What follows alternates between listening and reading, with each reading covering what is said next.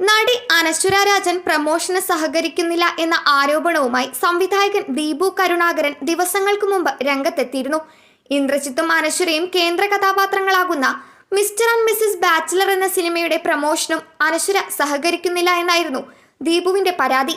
എന്നാൽ ഈ ആരോപണം തെറ്റാണെന്നും ദീപുവിന്റെ പരാമർശങ്ങൾ ഏറെ വേദനിപ്പിച്ചുവെന്നും പറഞ്ഞ് അനശ്വര രംഗത്തെത്തി.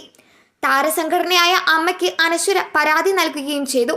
പിന്നീട് ഫെഫ്ക അമ്മ പ്രതിനിധികൾ ഇരുവരുമായി സംസാരിക്കുകയും സംഭവം ഒത്തുതീർപ്പാക്കുകയും ചെയ്തു.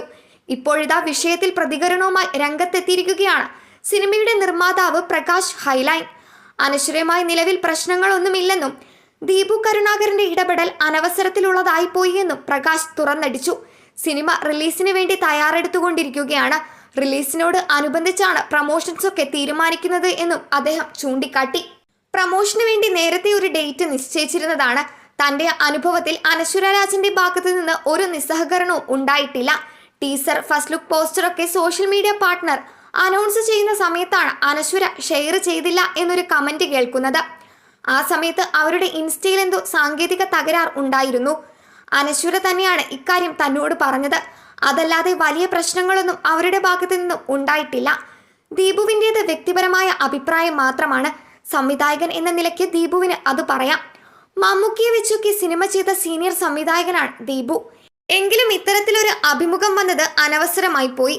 പ്രമോഷനുമായി ബന്ധപ്പെട്ട് അത് ഗുണം ചെയ്യുമോ എന്ന് അറിയില്ല. ആർട്ടിസ്റ്റ് വന്നില്ലെങ്കിൽ അതിൻ്റെതായ നടപടിക്രമങ്ങൾ നമുക്കുണ്ട്.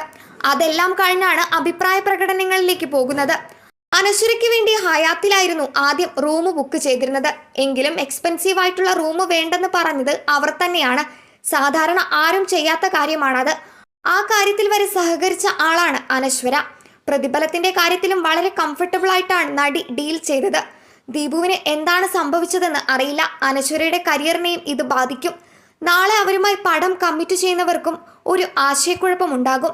അതുകൊണ്ടാണ് യാഥാർത്ഥ്യം താൻ പറഞ്ഞത്. തന്റെ സിനിമകൾ ചെയ്ത ആർട്ടിസ്റ്റുകളുമായി നല്ല ബന്ധത്തിൽ പോകണമെന്നാണ് ആഗ്രഹമെന്നും പ്രകാശ് കൂട്ടിച്ചേർത്തു.